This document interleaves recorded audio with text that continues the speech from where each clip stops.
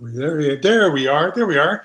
Good evening, everybody, and welcome to the Cold War Preppers Weekly Nonfiction Book Club. We're very, very lucky this week. We're going to kind of extend what we talked about last week. Remember, last week we were working on Jim Jones's Surviving the Coming War. I think it was chapter 17 we did last week. Let me see. Yeah, chapter 17. So that was water storage and purification. We're going to keep on discussing that this week, and we're very lucky with the guests that we have this week. We have Mira DeMyer, and she goes by Yana, which is a diminutive of Mariana. And I have a very, very good Ukrainian friend named Yana Stefovna. And but she and I were chatting, and gosh, we have a little bit in common, and so exciting. I have to tell you, I've been doing this for a long time. I have never heard of this technology before. And so one of the things that I'm learning as we go through this is as we learn more and more about this technology, if you agree with it the same way that I do, I'm going to ask you to help me help her get the word out about this technology and see what we can do to make sure we have more people survive. Mine came in the mail today.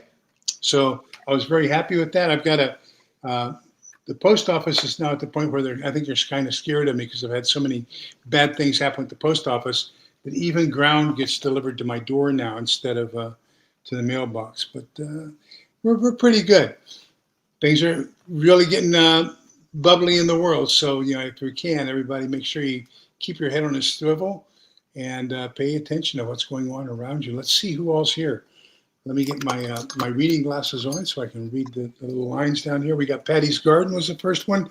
Somebody beat Scott. Scott, you weren't the first one here? Oh my gosh. Patty, I don't know if you know how unique that is, that you're the first one here instead of Scott. But Patty, Scott, let me see. Little Lone Prepper, good evening. Welcome. We also have Rick from Ready Magazine. Hello, Rick. And Rick and I are going to have lunch together this coming Saturday. And we're forming a group here in Central Texas together. And so I'll have Rick on here in the very near future, and you all will get to meet him as well. Utah Mike, good afternoon. Good evening. Kaylin Strain. Kaylin, I am so sorry. I was down and out last night. I had your live on. I just didn't watch it. I was kind of in a stupor, taking the medicine. My temperature is down, and Daniel, that's another thing.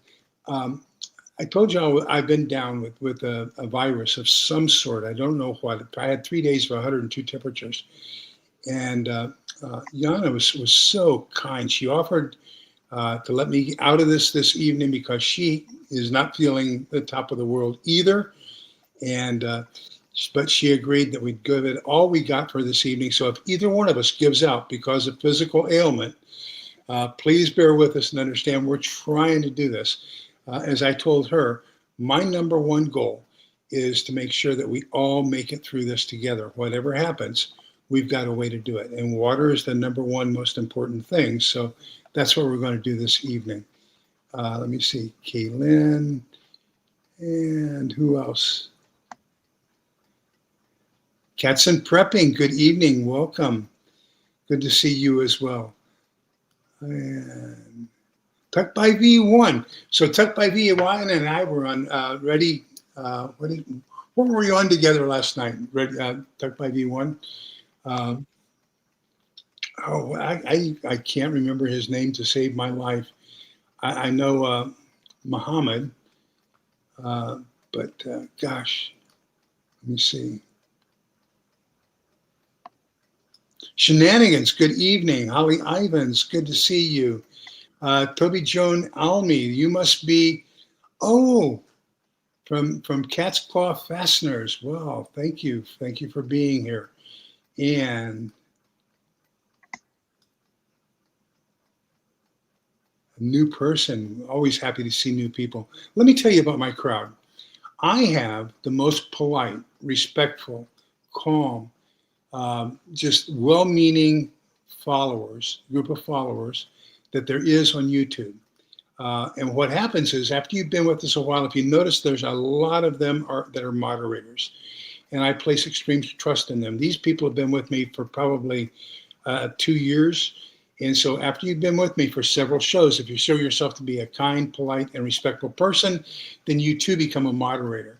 And that's how we keep the show kind, polite, and respectful is as people join, as they've been here for a while, as we know that they're here for one purpose, then learn how to survive the coming chaos.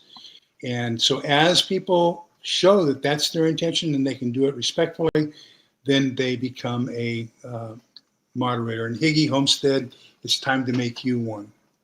Let me write down your name here so that I remember to do that after tonight's show.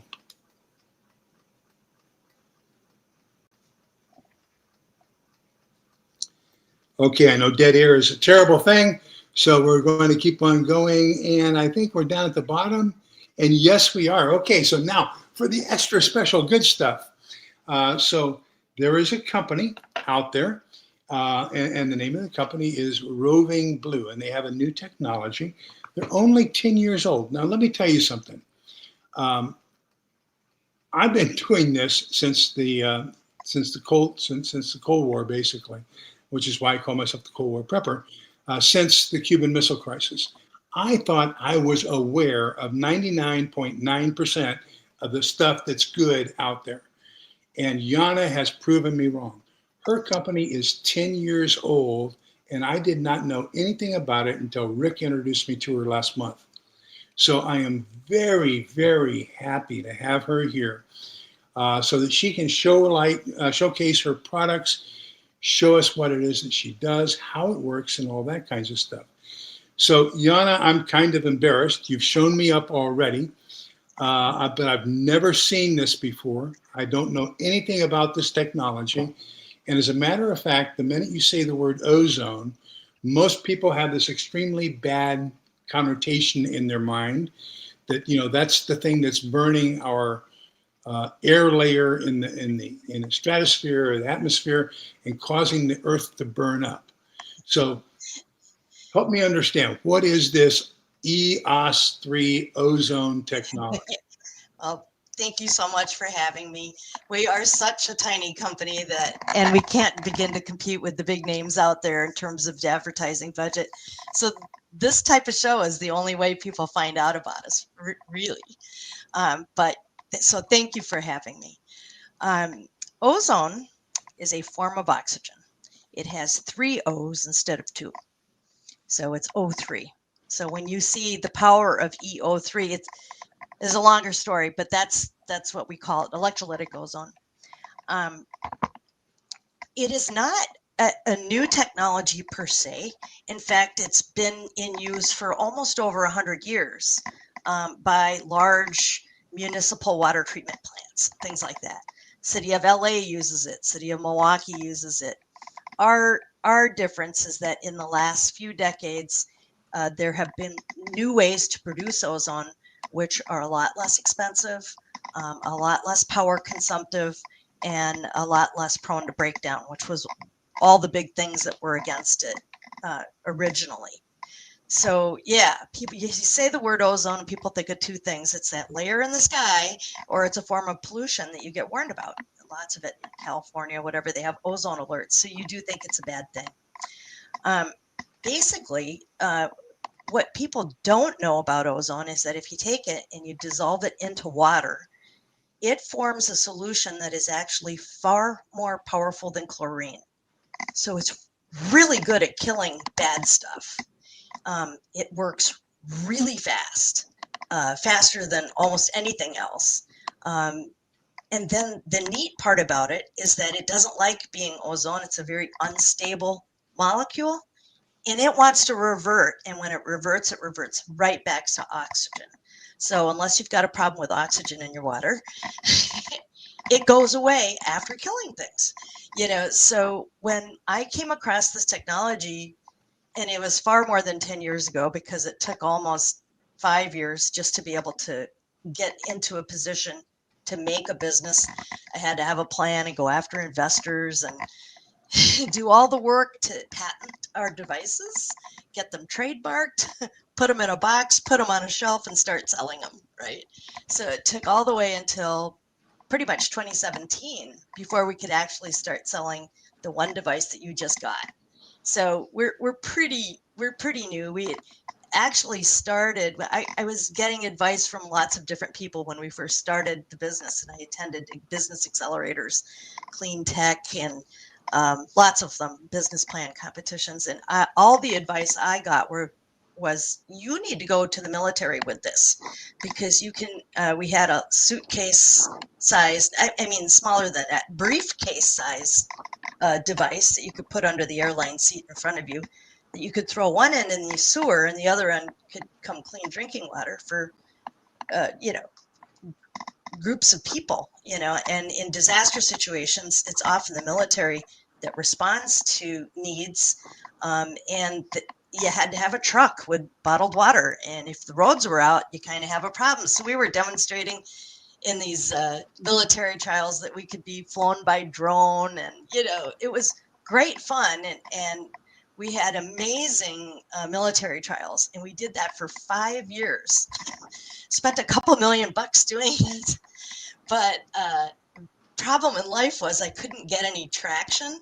And I was like, guys, if we don't start selling something soon, we're going to be out of business. So we had to switch gears and took the technology and made it into the little devices that what we can talk about today.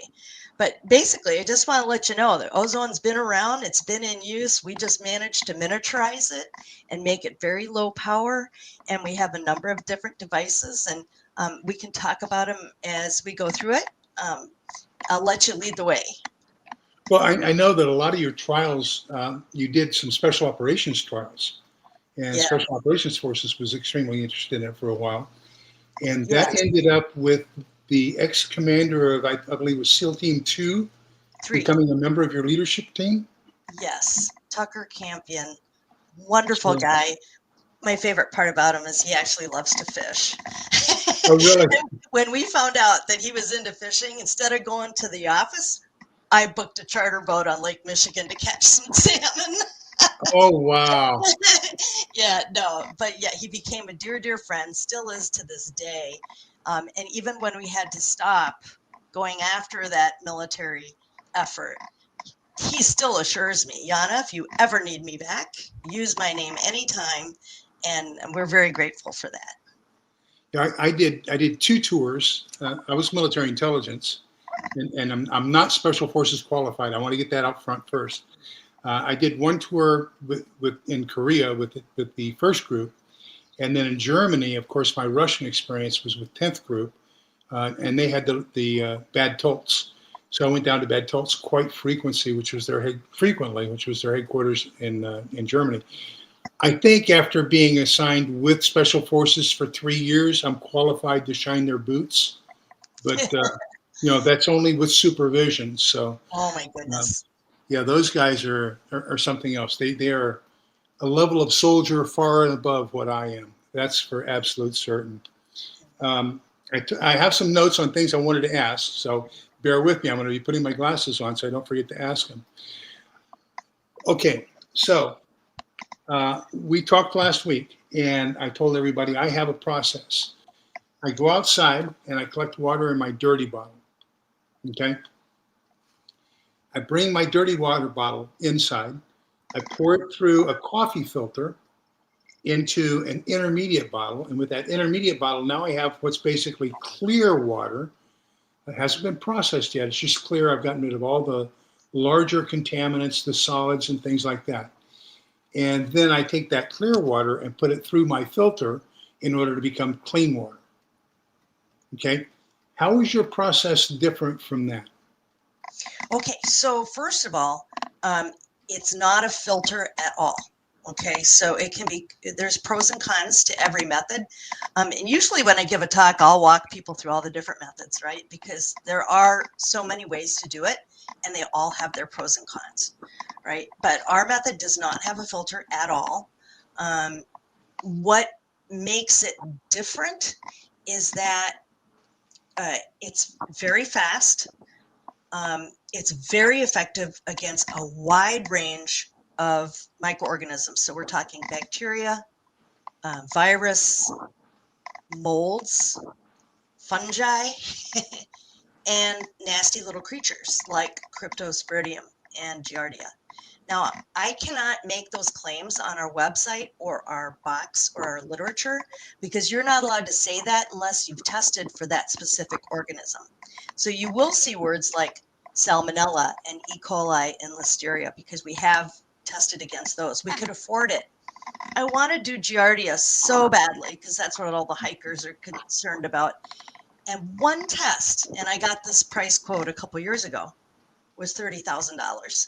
So Wow. it's just out of my reach. So what I try to do is share materials from like the EPA. And they say that ozone is effective against Giardia. You just have to have a certain concentration for a certain period of time. So you can interpolate that information to using your own device. Well, and in the preparedness world, we had an incident here in 1997. It's called the Brushy Creek backup. But we had a lightning storm, and all of our sewage goes down to a pumping station. And so it collects at a pumping station then pumps it up over a hill, and then gravity feeds it down into the city of Austin sewage system. Well, lightning struck our pumping station and knocked it out. So all that sewage that came down to the pumping station overflowed and got into Brushy Creek. And our drinking water was supplied by Brushy Creek. They said, don't worry about it because the wellhead is, 350 yards upstream from where the crypto is being put into the water. What they didn't realize was there was a fracture in the karst, and it was leading that Cryptosporidium directly down to our wellhead. Wow. So my daughter was the first confirmed case of cryptosporidiosis.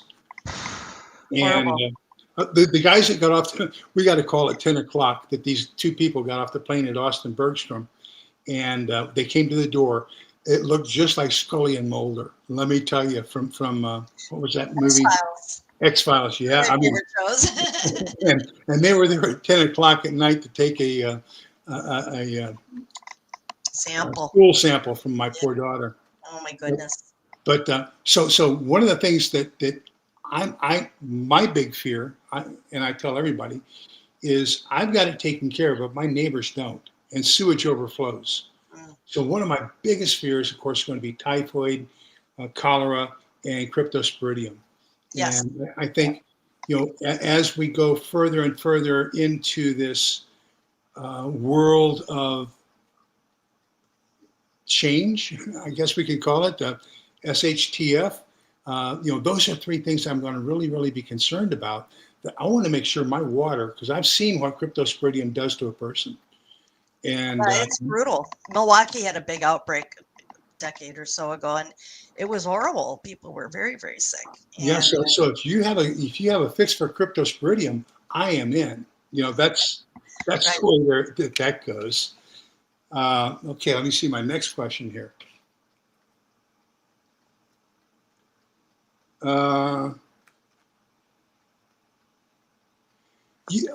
There's a statement that I heard you say, or I saw somewhere, and it says it's not just clean water, but water that cleans. Can you explain what's meant by that? Yeah, we're going to trademark that. We just put a TM after it for now, but that is the ultimate difference between our technology and everybody else's. Everything else, whether you boil or you filter or you use, iodine or chlorine or whatever, every single one of those methods makes clean water, right? Ours is the only method that makes water that cleans. And what I mean by that is when that water is full of ozone still, which is immediately after the treatment, that water can itself be used to disinfect other things. So, for example, we have a kitchen appliance. It's actually our number one seller. It looks like kind of like a hockey puck. Okay. People take this, they'll throw it in a pitcher or a bowl or in their sink, right? They'll ozonate it for about 3 minutes to get a nice high level of ozone. Then they'll put things in the water that they want to make safe. So like kale and spinach that have all the salmonella scares, 3 minutes in that, it kills the bacteria that's on the produce. So it makes your food safer. So not just clean water that you can drink, but water that cleans. It will clean things, and it also breaks down herbicides and pesticides. So it's really an amazing agent, and people are just figuring out, I started a YouTube video, 101 uses for ozone water, and I'm terrible at it. I got 3 in, right? But you can use it for things like athletic gear that's really stinky. It's amazing. You just dump it in the water. My son had no appreciation for my work until he asked me if I could save his lacrosse uniform because it was so stinky. I stuck it in a 5-gallon bucket of ozone water and cleaned it right out. There's so many uses. We have people who run dog kennels using it for cleaning the kennels. Indoor growers who like to grow sprouts that grow things themselves that they don't like, use the ozone waters. And apparently it's really good for growing sprouts because it makes the roots love oxygen. And there's a lot more oxygen in the water that they're growing in. So they grow bigger roots and therefore bigger sprouts. So they germinate faster and and they're clean. You can yank them right out and eat them. You don't have to worry about somehow cleaning them before you consume them. So the USDA has approved ozonated water as a method for purifying foods, direct contact with foods, even for organic operations. Wow. So that's really a fun and cool thing. So I'm always on the bandwagon. It's not just clean water. It's water that cleans. But from a preparedness standpoint, okay, so I've been a prepper ever since the days, and everybody hates this show, but the Doomsday Prepper show. Mm-hmm. Hook, line, and sinker caught me in. I started thinking about it. I became a prepper. And water is very important to me. But so it not only can purify water from lakes, rivers, and streams, it can detoxify food. It can make food safer to eat. You can use it on surfaces, cutting boards, dish sponges, what have you. My husband had a terrible injury. He burnt himself horribly from his knee down at a campfire incident. I want him to tell the story himself one day. I took photos, but we have a remote camp that's only accessible by boat. We were quite far from being any medical care, but I have a first aid kit. I have my Ozapod. I have my gauze bandages and, all the stuff you need. And I treated him with the ozonated water, which will clean your wound, right? Mm-hmm. Safer and more effectively than a hydrogen peroxide, right? Because hydrogen peroxide can sometimes injure the healthy tissue, right? Okay. But ozonated water won't. So to use it for irrigating wounds, cuts, scrapes, and burns, it's an amazing use. Can you see the question I just highlighted, Yana? I did. If you're watering plants with water, does it kill bacteria in the soil? I would have to say that it probably does. The only people that have contacted me are people that are in indoor farming where they use water, hydroponics, or the guys that are growing sprouts, which are in like these porous trays. So yes, there's no doubt about it that ozone will kill bacteria. So I don't think that I would water my own plants, in the house with it because just regular water will be fine for them. There's no need to do that. We've got 3 good questions here in a row. So okay. We'll go to next to Sumi. Welcome. Good to see you. Sumi is an RN up in Canada. Oh, another great question. Okay. No concerns about impact of ozone on the gut microbiome. Yes and no. How's that for a complicated answer? There are people that write to me letters about their use of ozonated water for health purposes, from dental irrigation, because it's apparently has a very good effect on gum disease, right? People use it to rinse, like instead of Listerine, it's a lot more pleasant, to helping them with other health issues. That is one area that we have to stay so far away from, because right now we are regulated by the EPA, right? If you start straying anywhere near health, you come under the FDA, and the FDA shuts down ozone companies. So we stick to sanitation and we stick to water purification. And I think that's all I can really say about it. But if you do your own research, there are people out there that actively consume it for reasons of their own. And it's very gratifying to get their letters. That's all I can say about it, really. But ozone, O3, is very unstable and has a Right. very Oh, short so life. yes.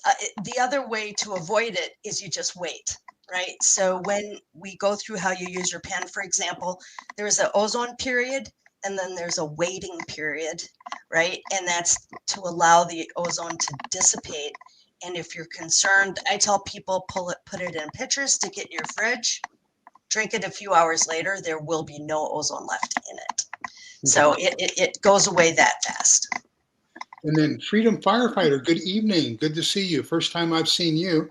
What kind of water? I can't hear. Ozonated water. I can spell it if I can find your chat. I lost the chat.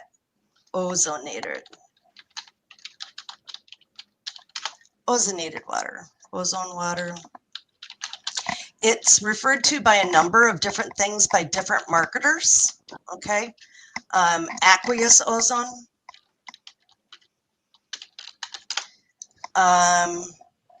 There's other words that they come up for it, and it's actually interestingly, you had talked about lightning a little while ago, and that's fun because lightning is how ozone is produced in nature. And when you use your device and you smell it, you're going to go, huh, that's the smell in the air after a thunderstorm. That's ozone. So we like to say it's nature's disinfectant. So two that I've, two or three that I've come up with, no, two, is we're kind of getting concerned about the use of nukes on each other here as yes. we approach World War III.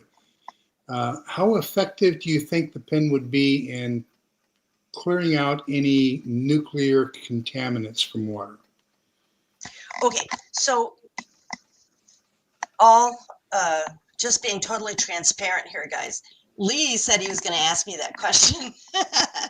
And I didn't have a good answer for him. We get new questions all the time that we had never thought about, but I did do some research. Okay. And I came up with a handout that I will be happy to share with everybody after the show. If you give them my email or whatever.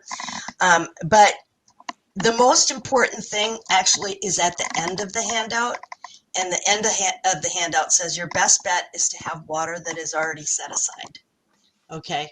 If you have it set aside, stow it away in some tanks, that's your best bet. Because the radioactive fallout is particles, right? And in the first 2 weeks, it's going to be the worst. So you really don't want to collect, at least in the first 2 weeks after an incident. But you can collect it after that 2 weeks. Let's say you go through your stores, you got to collect it from somewhere. So you're going to a lake, river, or stream. Groundwater is the best choice because there's less chance for fallout if it's groundwater, right? And then use filtration because they will adhere to particles. And when you use filtration, you'll be able to filter those particles out. So kind of a long-winded answer, but there's a lot of good information that I found that I'm happy to share. Okay, and then and I told everybody I showed them again, I'm going to forget the author's name. Nuclear Survival Skills. In chapter 6 is water purification, and he says you can remove 99% of the bacteria just by using a coffee filter. So yes, particles. Yep. And then what you're talking about is the 7-10 rule. So for every 7 hours, and then after the first 7 hours, a multiple of 7, you're down to only 10% of what there was at the beginning of that. So if you wait 7 hours after the explosion, then you're down to 10% radioactivity from what there was 7 hours previous. If you multiply that by 7, so 49 hours, now you're down to 1%. So that's 49 hours, which is basically 2 days. Multiply that by 7, and you're down to 1 0.1%.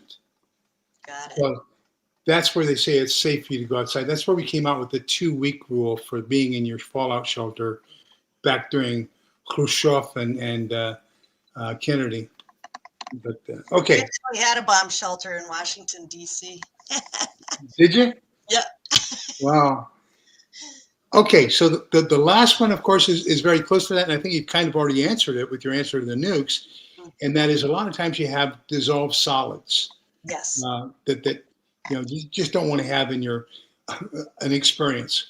When I was stationed at just south of Checkpoint Alpha in the East-West German border, we were in a little town called Schöningen, Detachment Wobeck.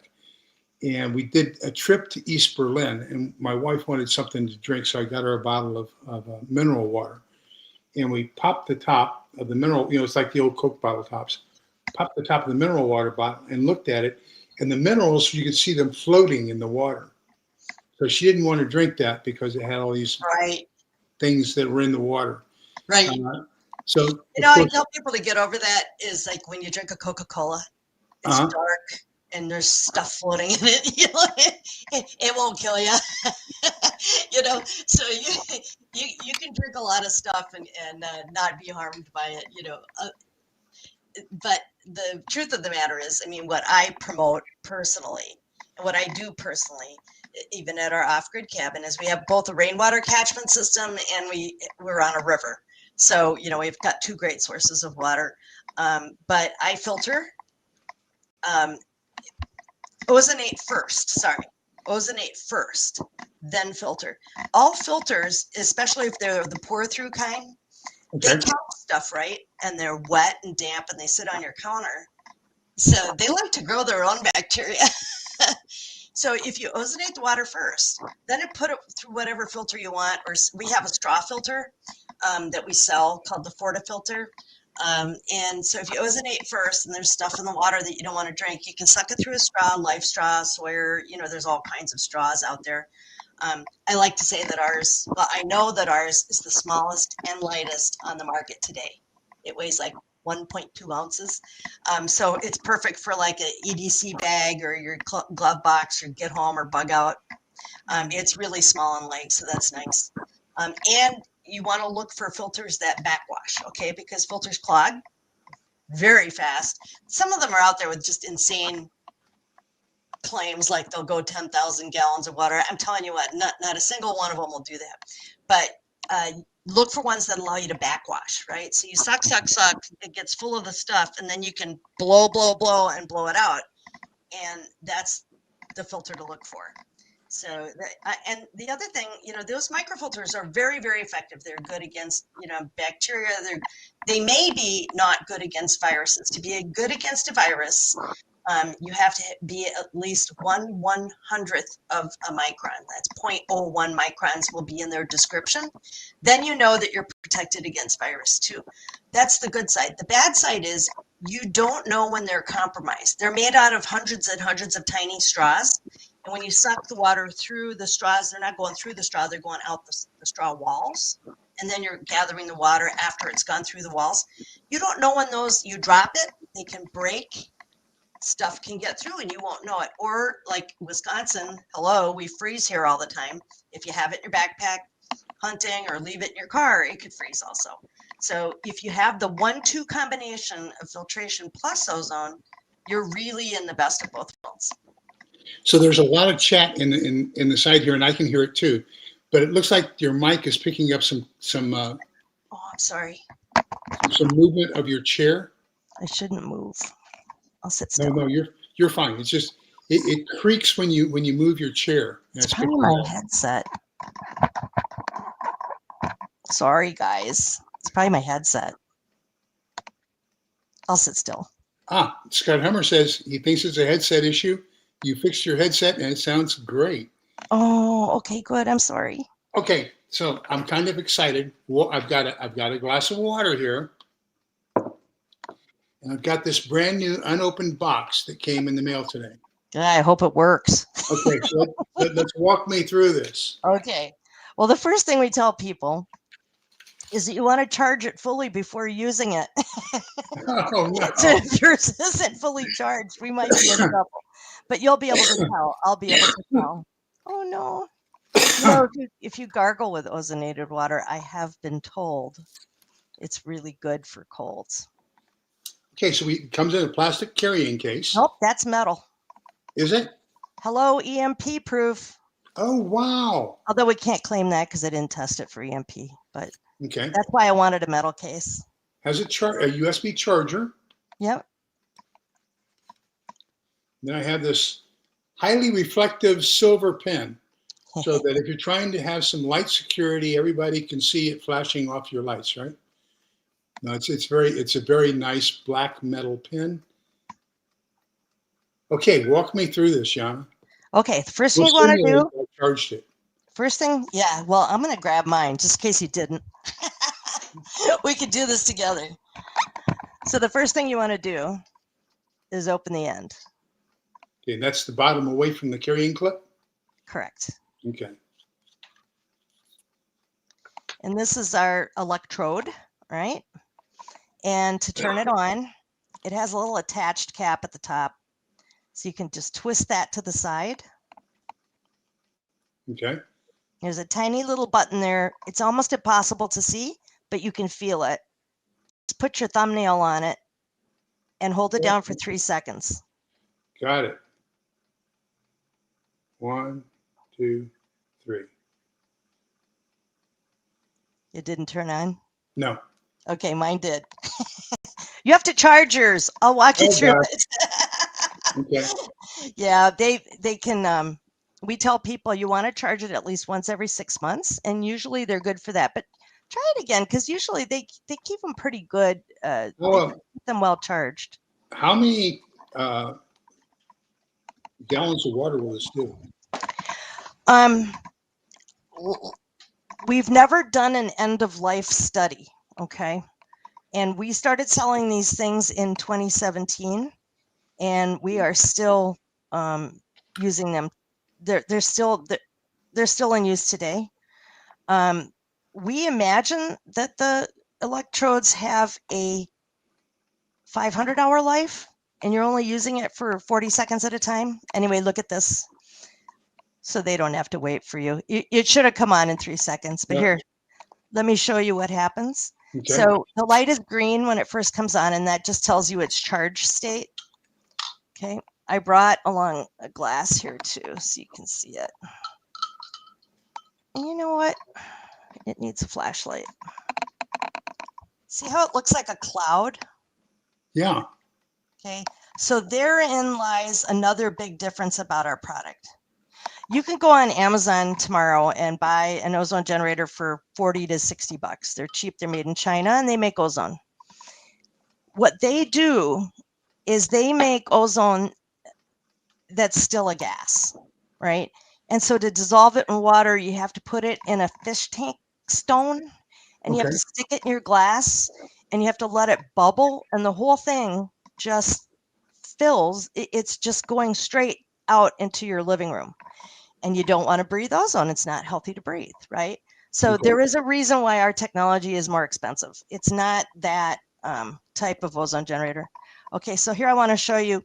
This has got 3 settings for 8, 16, or 24 ounces of water. So it's pre-measured for that amount of water. When I hit it, it will run for the correct amount of time. And now you see that the light is flashing yellow. Okay. Yeah. That is our waiting period, right? So all chemicals, whether you're using chlorine or iodine pills or what have you, they need time to kill. And in some cases, it's 30, 40 minutes. Sometimes it's a couple of hours.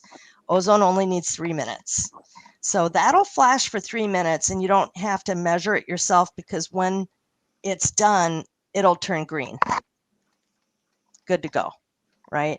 So that is how simple and easy it is. You push the button, let it do its thing, wait the allotted time, and you're good to go after that. It turns green. The other device that we have that you didn't get, but you might, is my personal favorite. This is called the Go 3. Ozone is O3. Same concept. You turn it on, it tells you how charged it is. Green is good, yellow is in between, red is I need to be charged. You'll press it again. That starts the ozone cycle. What did I do with my flashlight here? Our technology dissolves the ozone directly into the water. Almost none escapes. So it's much, much safer to use. Okay. Yeah. So, and it gets much, much higher levels of ozone, much, much faster. So that's like kind of like the differentiator for us, what we call the power of EO3. All the devices you see on Amazon, they are all air units, and they, that technology is called Corona Arc for anybody who wants to nerd out on it. Corona Arc, and it does make ozone, but it's a gas.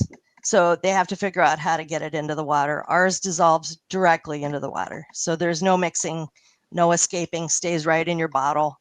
It's not getting in your living room. Yeah, so, you know, that's, sorry, yours didn't charge. I mean, you got to charge it. Stick it in your computer with that cord and it'll get it charged up. Oh, as far as how many times it'll run, people report getting 40 to 60 uses per charge. And then you can charge it hundreds and hundreds of times. So it's really a long lasting type thing. It's not like, oh, I ran out of a certain component and I got to buy more. It's using the water itself. It's splitting the water molecules. Okay. The H2O, and it's using the O to make the ozone. So it's a completely different process from the other ones you see. Somebody was asking in chat earlier about this. I saw the advertisement this morning too. First time I've ever seen it, hydrogenated water. And sure. Hydrogenated water is basically using the hydrogen out of the, when you make ozone, you've got radical H2 that's just free. And so now you've got the hydrogen is free and the ozone becomes unstable. And then two O3s turn into 3 2O2s is basically what happens, seeking stability. Yes. But the radical H2 is still out there. So it exits. But yeah, some people, they're buying hydrogen water. I am not sure there's anything efficacious about it. It's got hydrogen in the water. It doesn't kill things, you know, it doesn't, as far as I know, there's no real useful component, but it's kind of a thing now, like alkaline water is. I was just going to bring that up. Yeah. I saw all these things. I watched all the reports on it, the alkaline water, and I said, oh, I got to get one of those. I paid $110 for this. It was like a sports drink bottle. Okay. Had an alkaline thing that you put into it and had to leave it there for a while. And I had my annual physical with my doctor, and I said, oh, I'm so happy. I got an alkaline water maker. And he looked at me, I said, they say that cancer can't live in an alkaline environment. And he looked at me, he says, Lee, and this doctor's a prepper too. He says, Lee, nothing lives in an alkaline environment. You're killing the good stuff too. And I go, oh no. Yeah, so that was kind of something else. Well, that's fantastic. Okay, so we've got the water bottle. Yep. This is a standard Nalgene water bottle, right? People get attached to their water bottles and they didn't want to force them into one. So I badgered the guys at Nalgene for a long time. I think they said yes to make me go away so I could fit their bottle. So you don't have to buy the bottle we sell them just the cap separately. Okay. You know, or you can buy it with the bottle. We think it's got kind of cute. My daughter did the designs on there. So the question is, how much can you treat with each 3-minute treatment? Oh, in this case of the Go 3, yes, this takes 3 minutes, and it's 1 liter, or what is that, 32 ounces. And then the pen is 24 ounces, right? 8, maximum? 16, or 24. It has 3 settings. Uh-huh. Oh, here, I wanted to show you. See, it's blinking green now. Okay. Yeah, that's when it tells you it's okay to consume. Okay. And then, so then that goes to the next question from Little Lone Prepper. And she says, will it treat a full gallon or does the container have to be smaller? For larger amounts, we tell people to go to the Ozapod 10. This is actually our #1 seller. And we went to prepper camp in North Carolina a few years ago. It was such a great experience, and we had a tent there. And oh man, the people were so fun to meet with. That's what I miss, and then COVID came and everything sort of interrupted all that. But no, this is a larger unit, and this will easily treat 5 to 10 gallon containers easily. In about We 3 have minutes? about the same amount of time. It's like we call it the Ozapod 10, the Ozapod 50, and the Ozapod 1000. We have bigger ones, 10 liters, 50 liters, 1,000 liters. Sorry for the liters. I was thinking that we would sell more overseas because Americans, there's such a stranglehold against ozone. I couldn't even get some testing places to test for it because it's would mess up their bigger customers. I think the law still stands that we're supposed to convert over to the metric system no later than 1980. They forgot to eliminate that law, but for a while we had on the speedometers it had both miles per hour and kilometers per hour, and it was. But we were supposed to have completely converted over to the metric system by 1980. Yeah, I wish. I can't wrap my head around the actual. I know that the 1,000 liter will do like 300. The Ozapod 1000 will do 320 gallons, and that's very popular for people doing big, complicated, expensive things. It's quite expensive.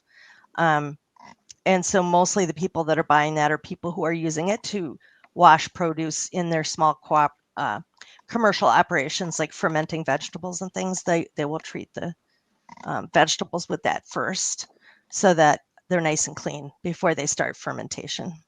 So especially when we start getting vegetables and stuff from the markets where they don't have the same third world country problems with salmonella and E. coli and yes, and an added benefit. This is wonderful. Is that your produce will last longer because it's bacteria that causes spoilage.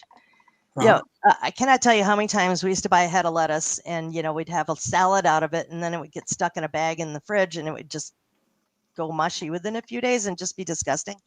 If you open that bag and just give it a spritz of ozonated water, it stays crisp and fresh for a very long time, 2 weeks. Wow.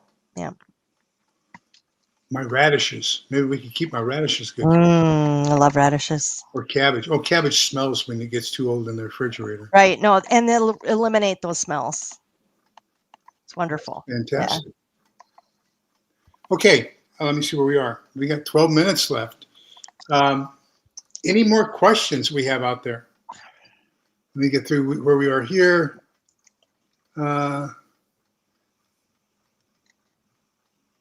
I'm looking at my notes, seeing if there's anything I missed. But thank you so much. I mean, it's really neat that we're able to tell a few more people about the technology. And I know there are one or two of you out there that have shows kind of like mine. Kaylin and is it Shenanigans? I know there's another creator out there who does shows on a regular basis. If you would like to help us distribute this, you can do the same thing I'm doing. We just get a code.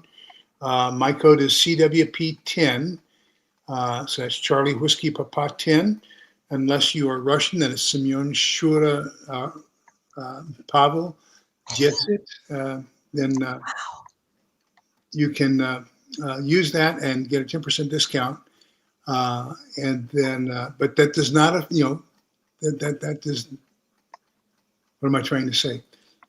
So if you would like to be able to offer a 10% discount to your people, I'm going to leave the website for Yana's company in the show notes. Please contact her directly. Mention that you saw the product on the on our show, and then see if The other thing I'd like to say, Lee, is we love to support nonprofit organizations, and we have been.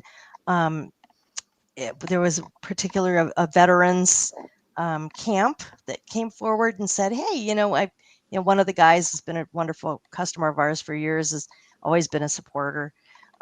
Sully, I hope you're watching, but we're happy to do the same thing for a group, Boy Scout troop, Girl Scout troop, any outdoor organization, any prepper organization. We never discount the product ever. You will never see it cheaper than what we sell it for on our website.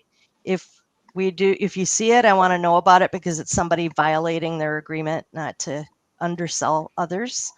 But we do give discounts, and we have 20% of our profits are split between 10% whoever gets the code and 10% to support them. So it's a nice way to get a discount and support a great organization. Oh, the name of the ranch is Counting Stars Ranch. You Okay. can check them out. It's a wonderful organization. Sumi wants to know if you have distribution in Canada. I had one once. And then I was informed by my legal attorneys that protect people against things. So in this world, the crazy world that we live in, this device is officially a pesticidal device. So we are regulated like a pesticide company. And Canada has really clamped down on their pesticidal things. And I actually had gotten to the point where in Canada you have to sell with the French on the box and instructions in French. I had all that done and ready to go, and I was told that I better not sell into Canada. So the only way we'll be able to do it is through an underground network of some sort. So Kaylin, I would love to have a rep. Kaylin has a channel kind of like mine. She focuses on doing taste tests of MREs every Sunday evening at 7:00. Oh, fun. Central Time. And she does them from all around the world too. She's done Russian, Finnish, German, Spanish, French, U.S. You mentioned it. She's done it. The last couple have been long range rations. Her question is, Yana, have you worked with indigenous tribes to help them beat their source water? She and I have been communicating a lot recently. She's doing a powwow in, help me, Elena, you're in Nebraska, right? I think she's in Nebraska. Oh, she says she hasn't done Finnish yet. Okay. The closest I've gotten is I had met with a gentleman from the Oneida tribe here in Wisconsin, and we had talked about doing some things like that, and I had absolutely opened the door, because on a charitable basis, the price is much lower. So, because our products have to have markup for dealers and distributors, right? But if you're going directly to the charity, you can cut all that out. So you can obtain them much less expensive. I'll give you a really fun example. I know we're running out of time here, but I was invited by a wonderful business group out of Milwaukee called the Global Water Center. And they had people visiting from all over the world. And there was a Maasai tribe from Kenya that came, their leaders came.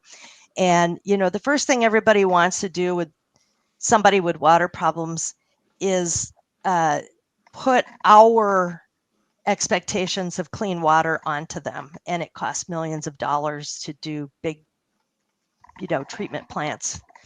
And, the guys I was talking to are like, we get our water from a borehole, and we don't get the water. Our women get the water, but they have to wait till after the cows have drunk. Wow. Right? Yeah. So the women come after the cows, and they're carrying these pots on their heads, and it looks like chocolate milk. They don't need crystal clear water. They need water that's safe, right? And one Ozapod could take care of their village charitable terms, for about $100, right? So we were trying to get something going with them too, but there's such great power in this product, and it's like I wish I were better at spreading the word, but it's been a very, very slow growth. 2024 was our first profitable year in 10 years. Wow. And it wasn't by much, but we were seeing the light at the end of the tunnel. And then this year we just got hit very badly by the tariffs. So we had to increase our price prodigiously, in some cases 40%, because our components, there's some components that we cannot source here in the States that it raised the price so much. So there's still people buying them. I understand they're expensive. Preppers are amazingly, they're like people that have been around, and they're like, you get what you pay for. Yep. Yes. It's a very solid technology. You can drag this thing through gravel, okay, and it'll continue to work. It'll work in very poor conditions. It uses they're all 12 volt, by the way. So this Ozopod, we sell it with alligator clips, okay? So you can unplug the standard plug that comes with it. There's a switch and there's a power supply. So you can pop this off, and for $10, you can get the set of alligator clips, and you can run it off of any motorcycle or car battery. So in my off-grid cabin, I have a solar panel, charges a battery. I use my Ozopod with 12-volt power. So it's very low power as well. So I apologize for the high prices, but there's absolutely nothing we could do about it this time. They used to be, the pens started out, they were about $170. And then as we sold them and we were able to buy in bigger quantities, we could save our customers money. They got down to as low as $139. And now due to the tariffs, they're up to $179 again. So, but I really feel it's worth it. We have 100% satisfaction guarantee. If you get it and you don't like it, I will give you your money back. We do not charge shipping. So you'll get you can try it for free. We'll take it back. They never come back though. So thank you so much for letting me tell the story. Shenanigans, there it is. Shenanigans says, don't apologize for your prices. We understand. And I had a store. So I owned a store and I sold products like this. Now, I will tell you that I tried to sell it at a discount. Well, even before that, I did HR consulting. And so I was talking to a business guy. And I said, man, I'm just barely surviving. I'm barely hanging in there. He says, well, what are you charging? And I said, well, I'm charging $50 an hour. He says, why? And I said, because I think that's what small businesses can afford for HR. He says, you're charging way too little. He says, bump that up to 150. And I said, man, I'm going to lose my customers. And I bumped it up to 150. And we're not going to talk revenue. We're just going to talk customer base. My customer base sextupled. So by increasing from $50 to $150 an hour, I went from about 13 customers to about 78, 80 customers on a regular basis. It was all perception on pricing, and just I got it. That people believe that if they're paying lower prices, they aren't getting the same quality as something that's going to be a higher price. So, I agree with Shenanigans. Don't. If you've got a darn good product, don't complain about the prices. That's not what people are wanting. They're wanting something that's going to save their life after SHTF. Okay. Let me see if we got to hear anything else.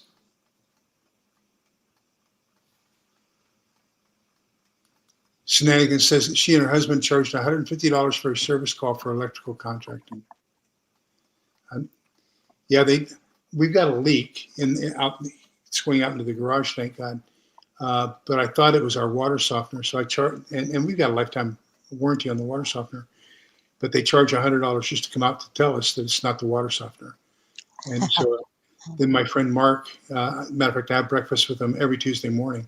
He's a plumber, and he didn't charge me a service call, but he says, you need a new water heater. So we're going to have a new water heater Wednesday. But yeah, that skilled trades cost an awful lot. All right. Well, everybody, I think we're getting close to the end. Does anybody have any final questions for Yana? And Yana, do you have any closing thoughts that you'd like to share? Oh man, only that what I think is the best part is after people buy one of the products, they generally come back to buy a different one because they figured out how they work. They like what happens. It could be something as simple as we're on well water, right? And people come to our house. I think the water tastes wonderful, but they may not like the taste of the water. Ozone has the ability to remove those off tastes and odors from the water. All the bottled water companies use it. That's why they all taste the same. If they taste different, it's because of things they put back in. But ozone will make the stankiest water smell and taste good. And people don't believe that until they actually try it. And then they're like, wow, you convinced my wife. She's always buying bottled water. So um, that's really a gratifying part is when people do buy the products, they often become repeat customers. And that's how we grow is through their friends and family. Fantastic. Okay, everybody, we're at that time. So thank you for being here. Next week, we're going to have the author of the book, Jim Jones, on. So don't forget, send me your questions you would like to ask him. He's got a total of about 7 books out, and I've purchased now 5 of them. Can't find anything that I can find any fault with at all. And finding out that basically I've been following him since the 60s. So, I mean, the guy's got it together. He's just unbelievable. So send me your questions if you have any questions for him. He is probably one of the most well-rounded, well-versed preparedness people that I have encountered. And so I don't think any question is going to be beyond his capabilities. So feel free to ask any questions there. We might even be able to have Rick on with him. And you're welcome back anytime you want, Yana. Oh, it'll be fun. I'll be back.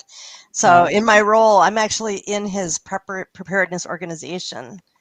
They're based mostly out of Indiana, but I'm started to try a chapter up here in Wisconsin. It's americansurvivor.org. And I'm going to, just a little plug for Jim, he's going to be starting to do a series of 2-minute shorts. We're just calling it 2 Minutes of Survival. And it'll be his take on interesting topics across the board. It should be real fun. I'll share those with you. I'm helping Rick and I were supposed to get together this last Saturday, but this virus kept me in bed. But he and I are going to get together next Saturday. We're having lunch together, and we're going to form a chapter here in the greater Austin area. Awesome. So, that's great. Yeah, so that we will have that going up here as well. So Sumi, you definitely be here next week, and we can talk with Jim, and we can probably even get Rick on. And so Jim is the president, and Rick is one of the vice presidents, and we can get them to probably help you form your own chapter up in Canada. Okay, and with that, everybody, the book of Numbers, chapter 6, verses 24, 25, and 26. The Lord bless you and keep you. The Lord let his face shine upon you and be gracious to you. The Lord look upon you kindly and give you peace. So remember, please, it's really getting hairy out there. I am getting a little bit concerned. My pucker factor is at the pucker max right now. And what's happening tomorrow with all the flag officers going to Quantico, that's just a target like you would not believe, a target of opportunity that I can't believe any country would forsake. It's just I'm concerned.